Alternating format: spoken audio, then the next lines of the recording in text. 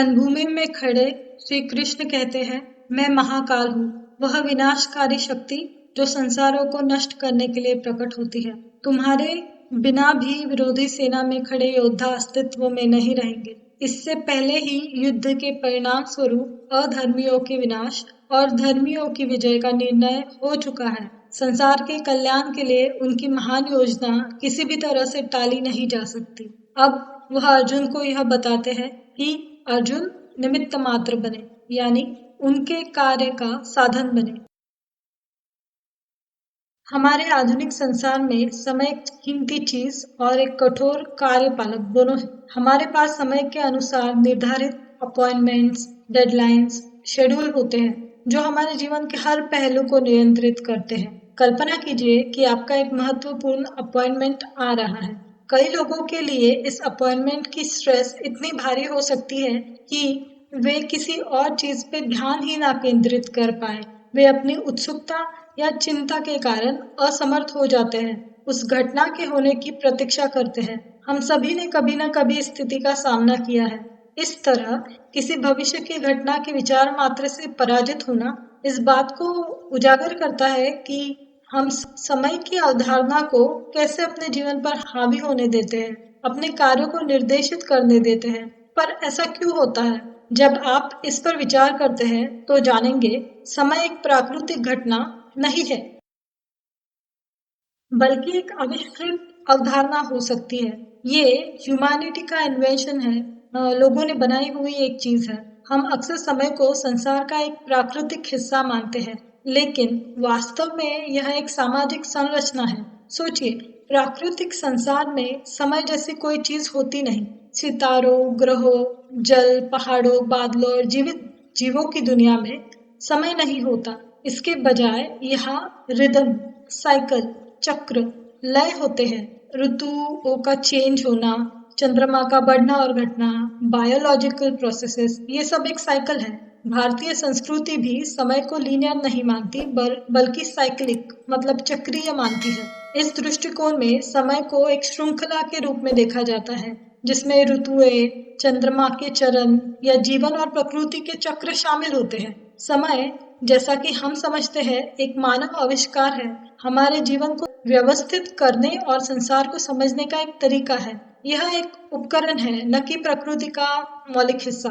जीवन को रेखीय प्रवाह मतलब लीनियरिटी के रूप में जानने और घटनाओं को एक के बाद एक समझने के लिए हम साइकिल्स को एक मेजरमेंट में डालते हैं ताकि इसे समझ पाए। समय गति का एक मापदंड है।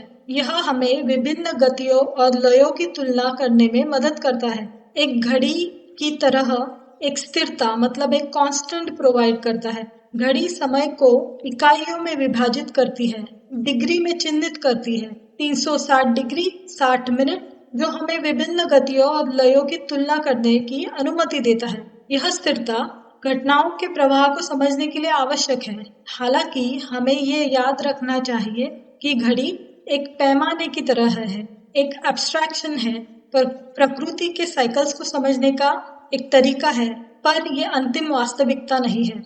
हमारा सचेत ध्यान चेंज और नवीनता पे केंद्रित होता है। अक्सर हमारे जीवन में जो भी स्थिर होता है उसकी हम अनदेखी करते हैं। जब हम पहली बार कुछ नया देखते हैं तो हमारा ध्यान खींचता है, लेकिन समय के साथ जब हम उसके आदी हो जाते हैं तो यह बैकग्राउंड मतलब पृष्ठभूमि में चला जाता है। यह सिद्धांत हमारे समय की धारणा पर भी लागू होता है। हम समय के प्रवाह के इतने अभ्यस्त आदी हो जाते हैं कि हम अक्सर भूल जाते हैं कि यह एक संरचना है। एक व्यक्ति गांव से शहर आता है, शुरू में वे नया वातावरण और सुंदरता से प्रभावित होता है। हालांकि कुछ वर्षों के बाद वो इसे स्वाभाविक मानने लगता है और यह एक स्थिर उत्तेजना बन जाती है। यह प्रक्रिया हमारे समय की धारणा के साथ भी होती है।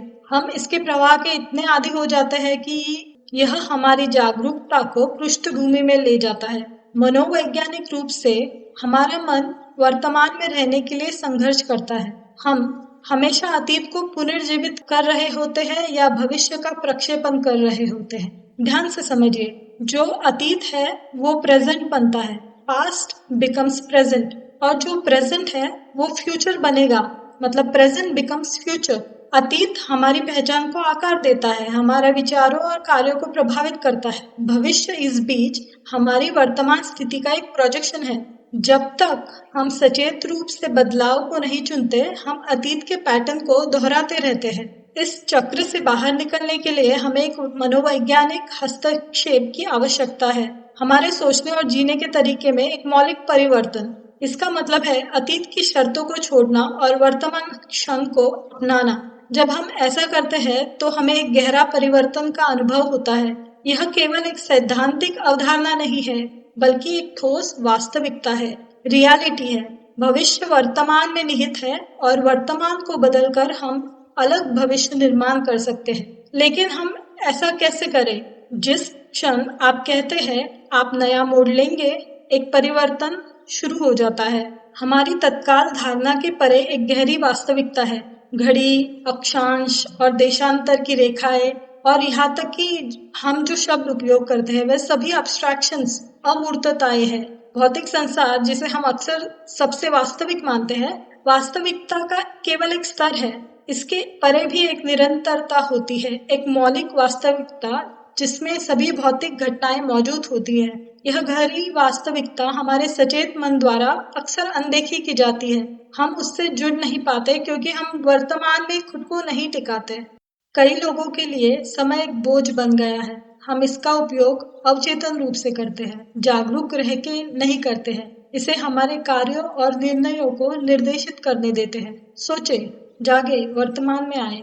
भारतीय दर्शन में समय को अलग नहीं किया जा सकता। सभी चीजें समय के अंतर्गत भीतर ही हो रही होती है। समय के साथ ही वे समाप्त हो जाएंगी और इसीलिए विश्व में कहीं और नहीं, भगवत गीता की शक्ति और महाकाल जैसे देवता की उपस्थिति इतनी प्रभावशाली है। जिसे समझ नहीं पाते हैं उसके सामने सर झुकाते हैं, किंतु प्रयत्न पूर्ण करना चाहिए। इसी संदेश से शायद श्री कृष्ण अर्जुन को आग्रह करते हैं, अपना शस्त्र उठाओ अर्जुन,